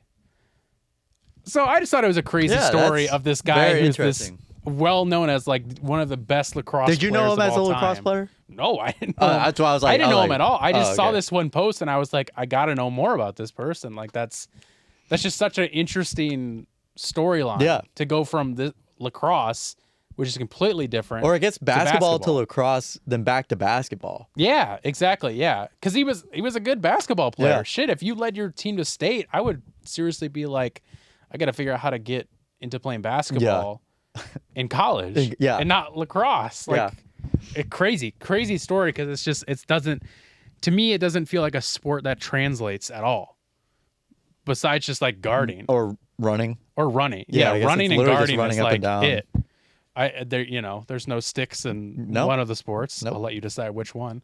But yeah, I don't know. I just thought it was a crazy Yeah, story, and it's funny that's that you very didn't know interesting. anything about it. Yeah. Because I mean, I guess why I think I would might you? have seen the dunk, but again, I think you did because I think it said you liked it. But I was like, I Yeah. just like any NBA content that comes up. It was it was a pretty good play too. It was like he was down court and someone passed it far and he got a dunk. Yeah. It was like a decent play. I mean, you know. But yeah, so I just thought that was crazy and thought it was fun to talk about someone like that because it's I don't know, an unheard of kind of Cinderella story Yeah. to me. And it was kind of like around the time Isaiah Thomas got that like 10-day With the Phoenix contract with the Suns. Suns again, and it was just kind of like. At first, I thought it was just like they just asked this lacrosse player to come play on the Warriors as like let's just try this Yeah, out. sure. kind of Like, thing. yeah. But then I realized that this man has been fucking grinding I think for that's it. what happened with there was a Warriors player who I think won a ring with them, but that was how Alfonso McKinney did it. He just literally just went to a Santa Cruz Warriors tryout. It was like I don't remember how much, but it was like 800, like $500 to try out or whatever. Damn. Or however much Still. to try out, and he was I don't know what his day job was, but he just like his friends told him they're like go try out for the Warriors, and so he did, and then he got called up and like got real NBA minutes for like a couple seasons at least. He played for a really? few teams. Yeah, I think he played for the Lakers and the Cavaliers as well. Good for him. Yeah. That's fucking cool. It's really cool, like just how that path Yeah. exists. Yeah, and I feel like that's like an untold story. Like that's why I think this is so interesting because it's like this guy isn't a well-known player. He very well likely may never be a well-known player. Not that it's impossible, but it's like I just think there's so many interesting storylines of these guys who are like working a day job, but also just like might go play in the NBA. There's a lot of that in the G League, but also it's just like hearing stories over time of weird random NBA players or coaches like Eric Spoelstra of the Miami Heat. He started out as a video guy for the Miami Heat. Like he would edit videos and like get film cut down for the team. Wow. And like a video room guy. And man. now he's a head coach of the Miami Heat. There's a pipeline for all that stuff, dude. Yeah. For So it's any very for any interesting. job position, it's crazy. You would never think that would translate, but he's got to be a go-getter, and that's how you get shit done, Yeah. player. But I thought that was interesting. Moving on to something more serious, I guess you would say. Recently, Instagram rolled out a political limit on posts, which I already thought was going on. I think they announced that it was going to be like a soft ban, but like Because I it seems guess now like there's since like a the January 6th stuff, they were like, we're cracking down on political posts. yeah, and they started doing it like after all of the election stuff happened. Yeah. So they just recently, very quietly, rolled out a political limit on Instagram that you can toggle on and off. So this comes from NBC News. I won't read this whole thing because it just kind of rambles on a bit. But Instagram creators who frequently post about news and politics are urging their followers to allow political content in their feeds after the platform began automatically limiting such posts. The Meta-owned It's like an opt-out program. You like have to opt out of the political suppression. or you have to Opt into it. you have to opt into allowing, or no. Yeah, you have to opt out of the suppression, Right. Okay. but yeah. opt into allowing it. Right. It's automatically Suppressed. turned off. It's Yeah. automatically suppressed. The Meta-owned platform had announced in February that it would stop recommending accounts that shared political content to users who don't already follow them. So if you're not already following, if you're following someone, you'll still see their post normally, supposedly. Somewhat. But like in your Discover page, you won't see any Yeah. of it. Never. Sorry, I just lost my place. The app typically, or no, sorry. Where the fuck was I just at? During I follow them, the app typically suggests posts and accounts based on the type of content users engage with most. As changes begin quietly taking effect in the recent weeks, users began noticing that the new feature had been set to limit by default. That setting excludes content that likely mention governments, elections, or social topics that affect a group of people and or society at large. the platform discovery mechanism. Some important stuff in here, but I'm just kind of skipping over it. I wanted to read the one. Yeah, so this is from... so this is a quote. This announcement expands on years of work on how we approach and treat political content based on what we have... based on what people have told us they wanted. Danny Lever, a public affairs director at Meta, wrote in an email statement on Sunday, and now people are going to be able to control whether they would like to have these posts recommended to them. Adam Mosseri, the head of Instagram, has also reiterated that he doesn't see Instagram or Threads as spaces for politics and news. I thought Threads that was the whole point of having Threads, was that it was more of a old Twitter vibe. Right. Meta's platforms have come under fire in previous years for being a source of unreliable political content, especially as as generative AI makes the risk of viral misinformation more acute than ever. I still have not seen that. I keep seeing people throw out that AI is going to cause misinformation. I haven't seen the misinformation, but what I've seen is... Is that not what they're saying, though? What have you seen? What I've seen is people, and this is also applies to Facebook, I believe, because it's Meta, right? Meta at large. Well, Facebook obviously had like a... Yeah, they had a huge... That's been a thing for a long time. But and I feel like that's now with the generative AI stuff is that the misinformation isn't really political in nature, but it's more of just like twisting reality a little bit. What I've seen is like children... I've seen like a dad baking a cake for his son's birthday on like an entirely AI account, where it's like, just made this cake for my son's birthday, and it's an AI picture, very clearly AI picture, and all the comments are like all AI people or AI bots or real people believing it's real. So I guess that might be what they're talking about, but I have not seen any like generative AI political misinformation. No. And the only way that would happen is I'm just trying to think of like, what could something AI generated that would create like politicking in general, really. Yeah, I think it's like a deep fake video. Yeah. And here's the thing. Like you said, very obvious. That was a key point of something you said. To you and I, we can pick that shit out like it's nothing. Yeah. Sometimes we can't. There's like very stupid things that I've been like, wait a minute. Is this real or not? Yeah. But it's like dumb shit. Yeah. I can very easily pick out something that's fake if it's like something that's a big deal or a news thing. Mm-hmm.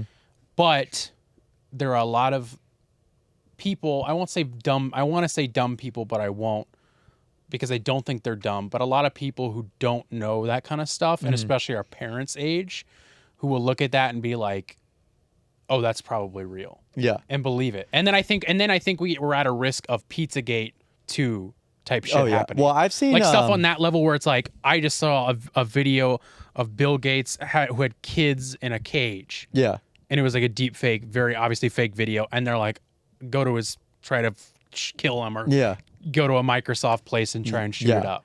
Like that I do see as a risk of happening. I have seen... This is no joke. At work, we get kind of some weird ads come up on YouTube whenever we're playing music. Okay. One of them was straight up like a Donald Trump, like deep fake AI voice that was like, "Hello, I am Donald Trump and I am endorsing this." It was like super odd. It was like, what the hell? But some of that is like just bad audio editing. It's like a legit Donald Trump ad, but it's just like, "Hello, it is me, Donald Trump."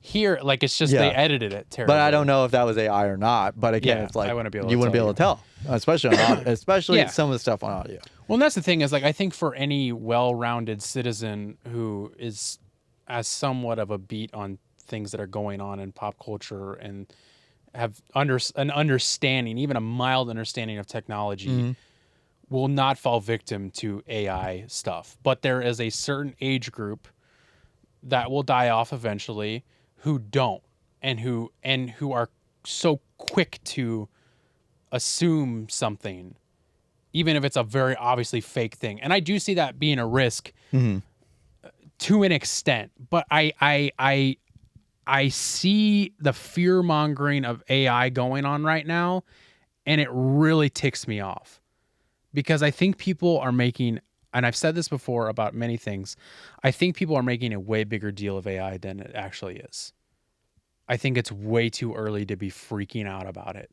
And we don't need to fearmonger people. And the fact that NBC News is bringing that up. Yeah. I'm like, show me.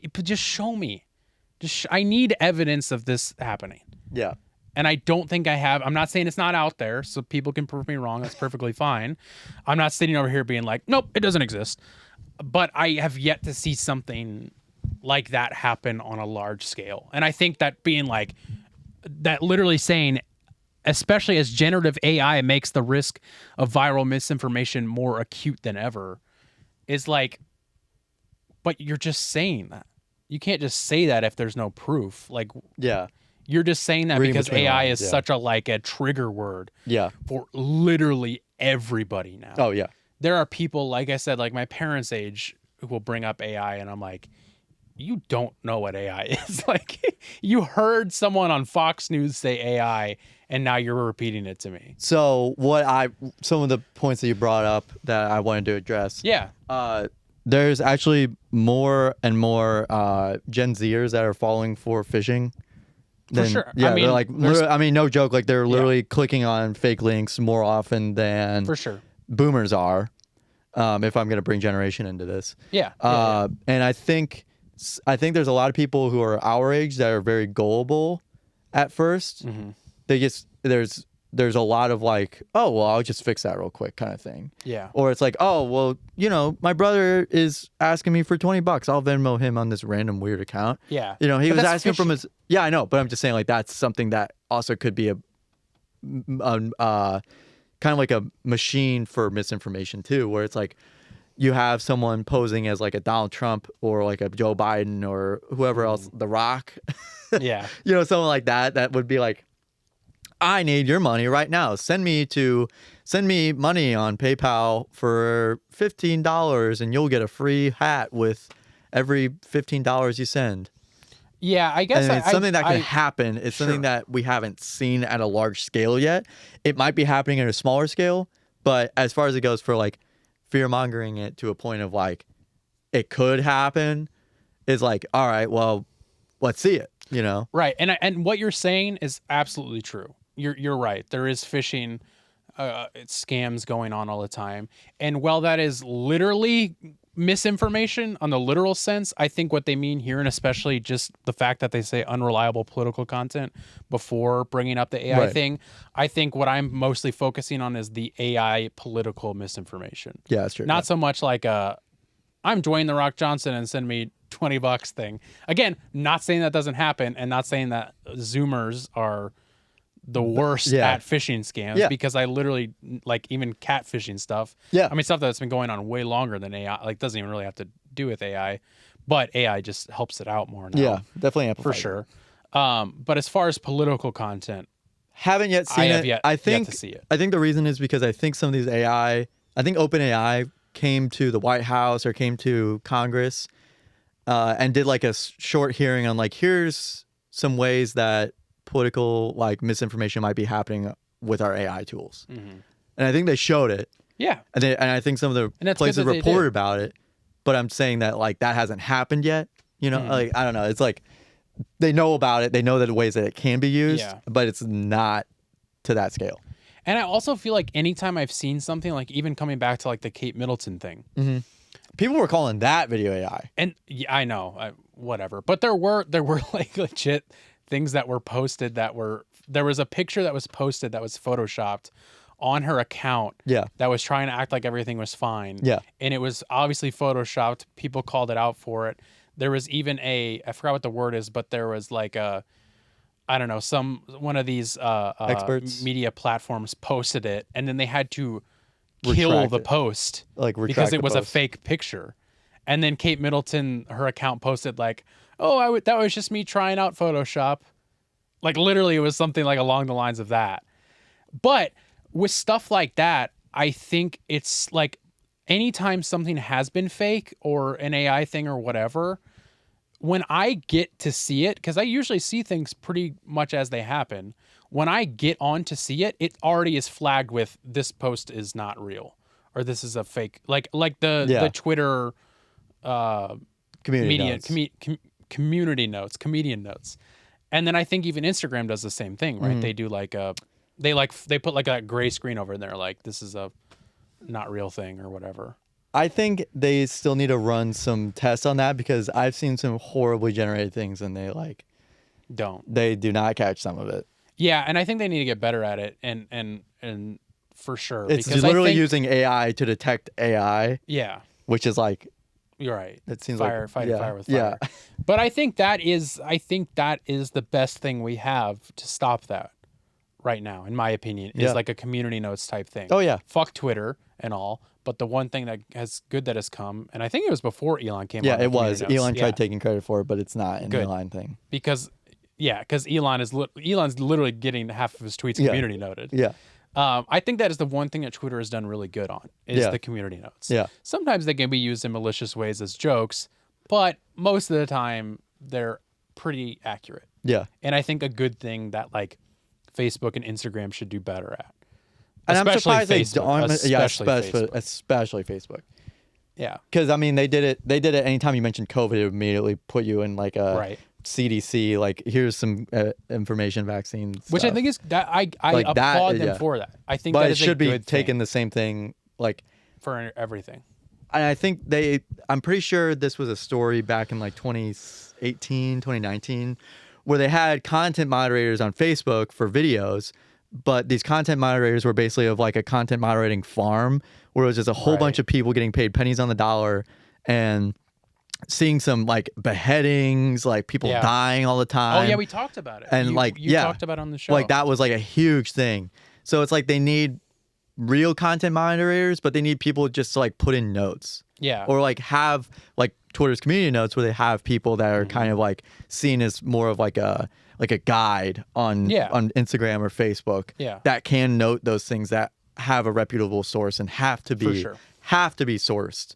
Like this is generative AI or like, you know. Yeah. But I do think that the use of because it's mostly AI opt-in now. Yeah, I think fighting AI with AI still is good and works. Yeah. No, yeah, so like, for sure. As just like a filter, this is the first front filter.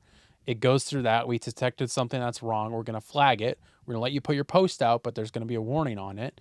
And then if you want to appeal that to a real person to check it, then that's when a real person comes in. And I think the way that Facebook is approaching it now is that you have to, if they were to implement something, it would be an opt-in where you check the box that like, oh yeah, this is AI generated.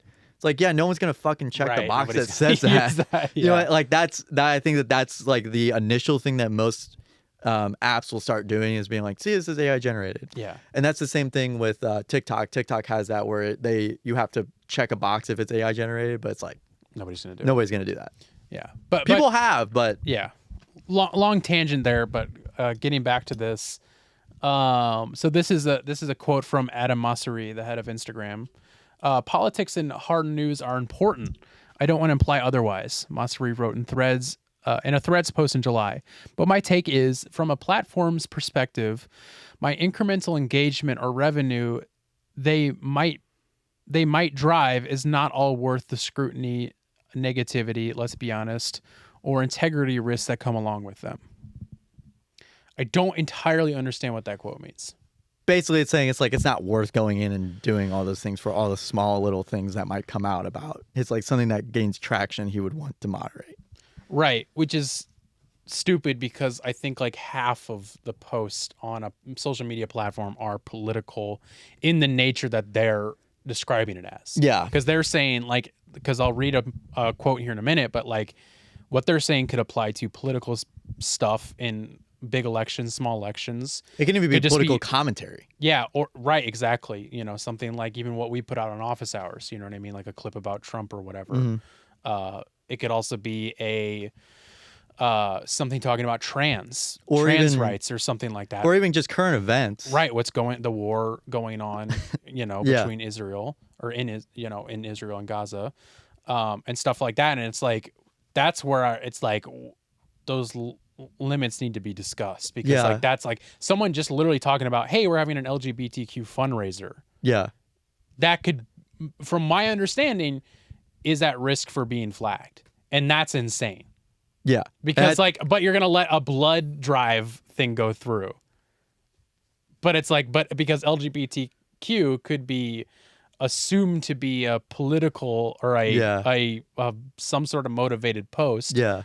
Which in some instances, when people are attacking some people are viewing it as that. And it's just really, it's really messy. It's a really messy thing.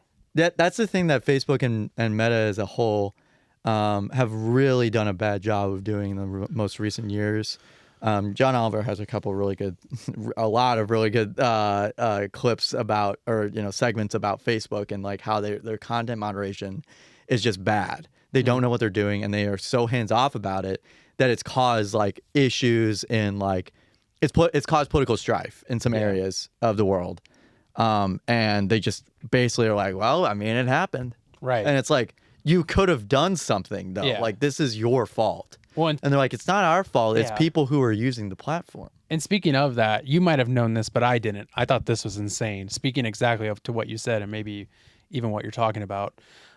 So this is talking about the after the Hamas attack on October 7th, and just talking about Israel-Gaza stuff. It says, after some celebrities influencers accused the platform in October of shadow banning or essentially censoring their content in support of Palestinians, a Meta spokesperson released a statement about a global bug affecting the reach of Instagram stories that reshared reels and posts. Around the same time, the company apologized for inappropriate Arabic translations that resulted in Instagram inaccurately adding Palestinian terrorist to the English translation of certain descriptors in users' bios. Yeah. Mm-hmm. I remember when that happened. So fucked up and insane. It's odd to me that it takes, and that's the reason why that statement that he said earlier, that the we're not going to go in it, all that, it's not even worth it. That's the reason why it's worth it. You have to moderate the small things, because then you get shit like that happening. You have to. It sucks. I know. But and you can't just be like, to. We'll just put a switch. Yeah. We'll just switch it off. We'll just, oh, shoot. That was a bug, wasn't it? It's like, why was that a bug at all? Right. Why was that ever implemented as Someone a thing? had to program that. Yeah. Like, it's not just like a... it was like someone programmed it, and then the program interpreted it as the opposite. Right. Which is still a programming flaw. Yeah. So it's like, well, yeah, but it's like, I couldn't believe that when I read that. Whenever I read that, and whenever I heard that, and I knew that was happening, I thought that was like not a purposeful thing, but I was like, that's kind of crazy that like that's what the built-in Instagram like translation feature is. Like, shit, dude, that's bad. That's insane. Like, you need to notice those things. You have to notice the small things. Absolutely. Have to. And it's was that not noticed before? You know what I mean? Like what and I know a lot of people use these platforms, but it's like, maybe just have someone check in on certain stuff every once in a while. Oh, here's some stuff that came up recently, like the Baltimore bridge collapse. Right. Maybe go in and make sure no one's going around saying that, children hijacked the boat. With P. Diddy. Yeah. Just gonna finish this up. I just wanted to read one thing. So this person, news influencer and attorney Katie Grossbard, said she worries that Instagram's new limits on political content will keep users from staying updated on issues related to the U.S. presidential election. 100%. What's kind of complicated about this news is what's defined as political, which is what I brought up a second ago, because I'm like, everything is political. Our lives are political, Grossbard said. This decision directly harms communities whose entire existence is political. And there is a difference between posting content about nonpartisan election dates versus posting about a court case that impacts a reproductive freedom versus posting a slideshow about trans history with a question mark. Right. So that's exactly what I said. It's like, where do you draw the line? Because it's like, there are people who won't, like, I could go talk to my parents or people like that and be like, did you hear about that Instagram's limiting political content? And there's a switch to turn it on and off. And they'd be like, I have no idea what you're talking about. I didn't know about it until some motherfucker posted it on his story. Yeah. And I was like, what? What is this? It allows, what it does is it allows people to get echo chambered really easy. Yeah. Where you get people, you're seeing and hearing the things you want to hear and nothing of dissenting opinion. Right. And you would, and which is basically what that switch is. Yeah. It's literally an echo chamber switch where it's like you're not seeing anything outside of your sphere because you're not following anybody. You're not following anybody that would And you won't. And you won't. see it. Yeah, you won't see it. But it's like, I personally don't want to see that stuff on my feed if it's like a, if it's a, For sure. I don't want to follow it. But if something bad comes up and I see it, then that's a good thing that Right. that I saw that, because it's like, now I know that exists, that opinion exists out there. Yeah. Yeah. It's not good. mine, but it's good to see that stuff. Not like you said, not on your feed all the time. That's why I hate Twitter, is because I go on there and I see people using the F slur and the R Yep. slur and all this The other N-word. shit on my feed. yeah, yep. Which supposedly is supposed to be curated towards me, which is insane because I don't like any of that shit. I don't know, man. No, it's fine. Hey, listen, if you know something I don't, and of course I don't want the same thing on Instagram happening. But you get But like echo you chamber said, really you easy. can't do the echo chamber thing. You have to have other things coming in. But then again, there's so many issues that we could delve into with everything on that.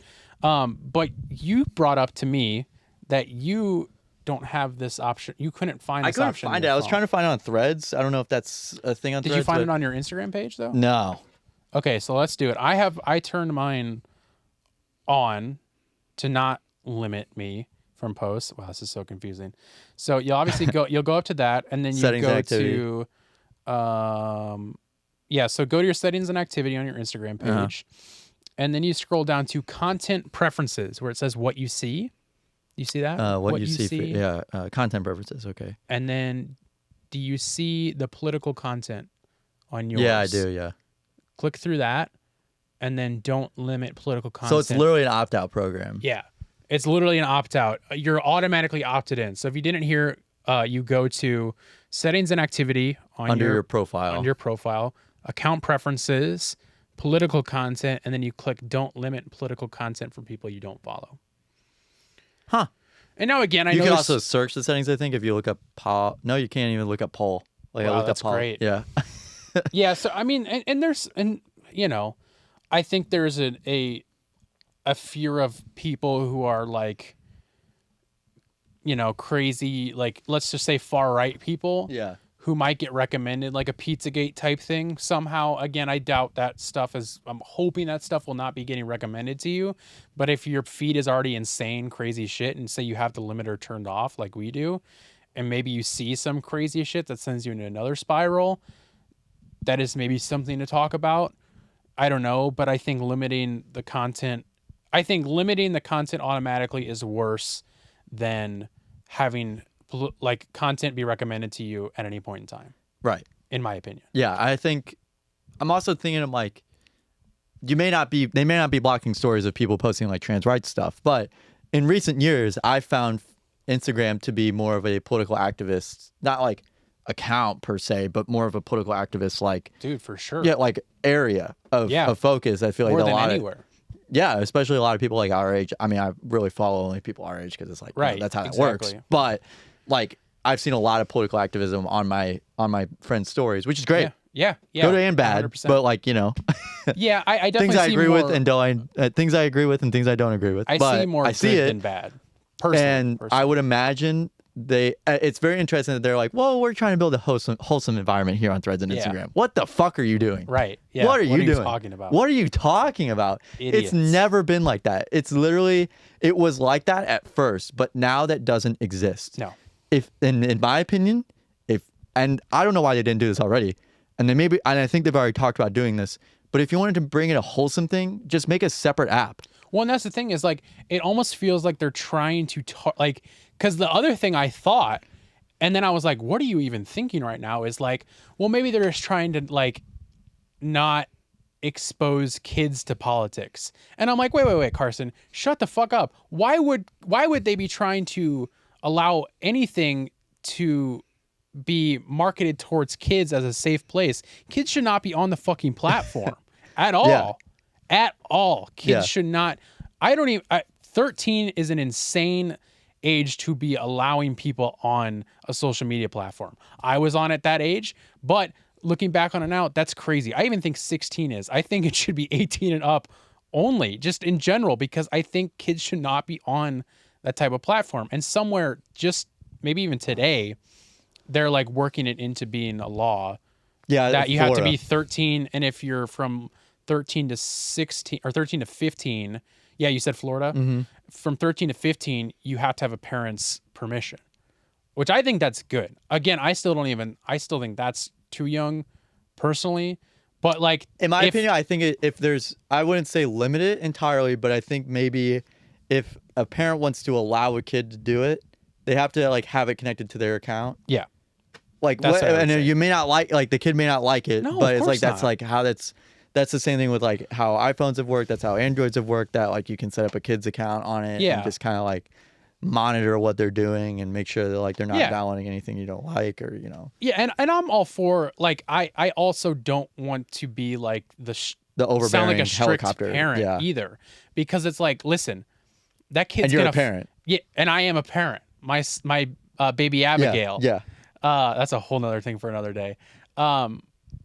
Because like, you got to understand as a parent that whatever you're telling your kid they can't do or they can't see, they're gonna figure out a way to do it. Yeah, and that's no exactly matter what.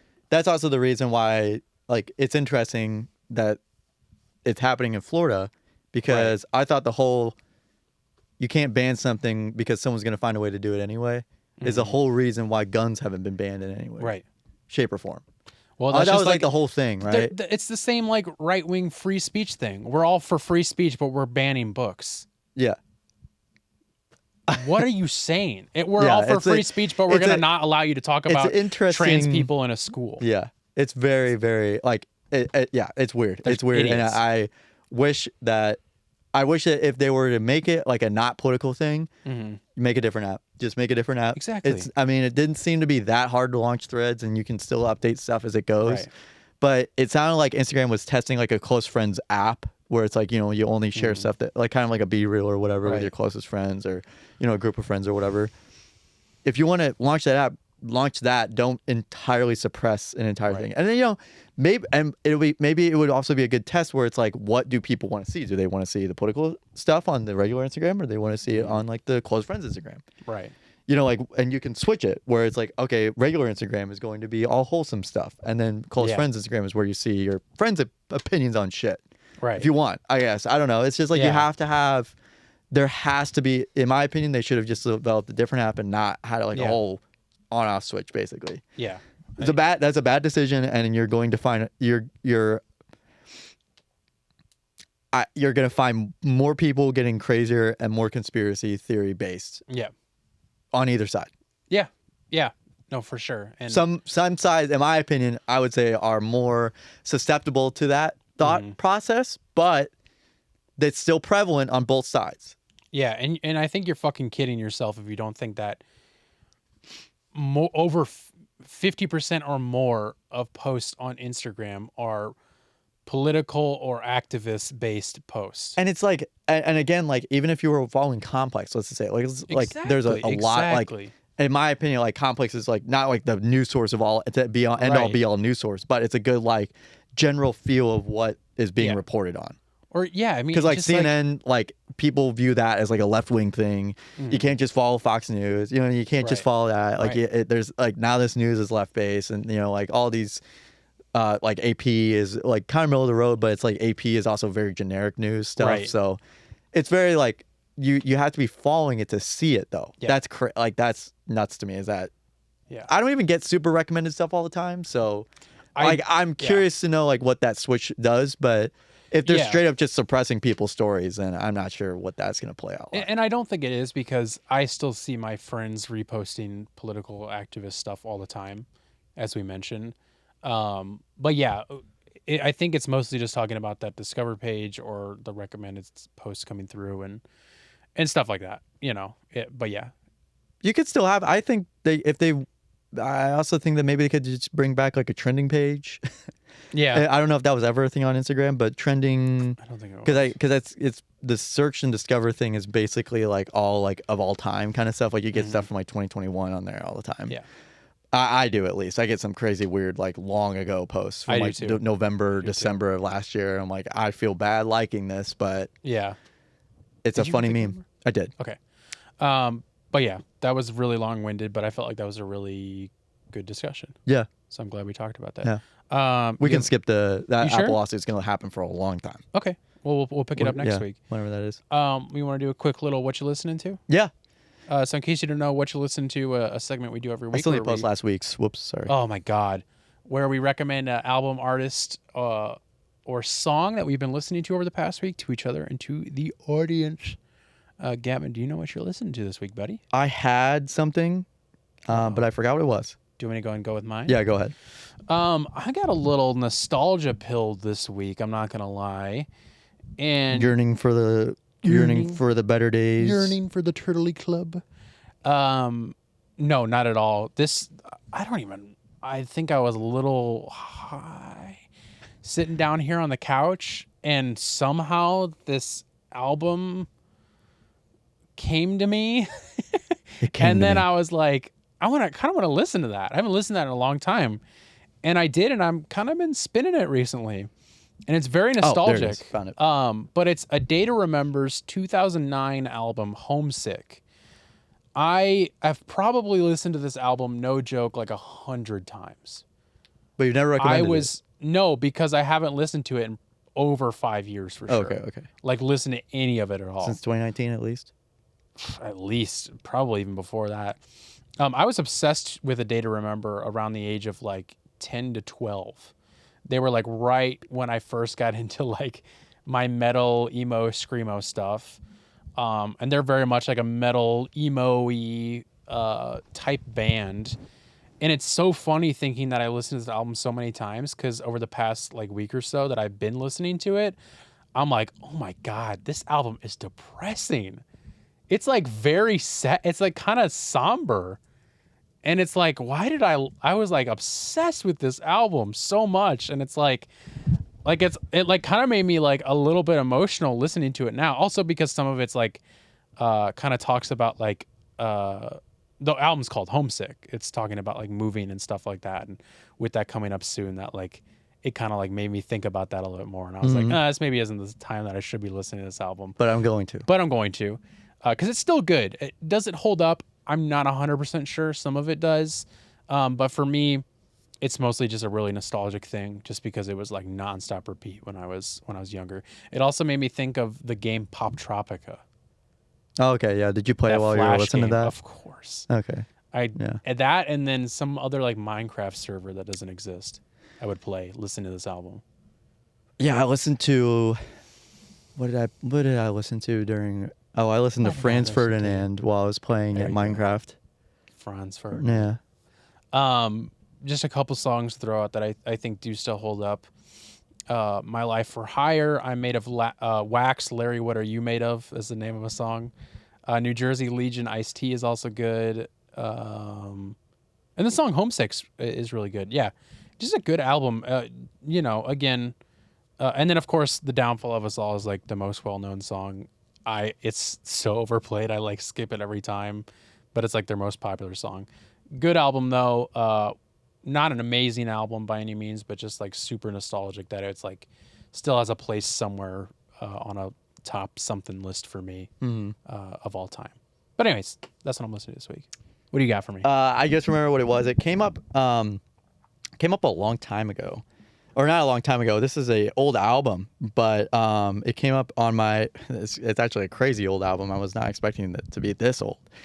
But this song came up, I think it was on one of my like Justice like mixes, like the new band I've been getting into. They're not new, they've been around for a long time. Yeah.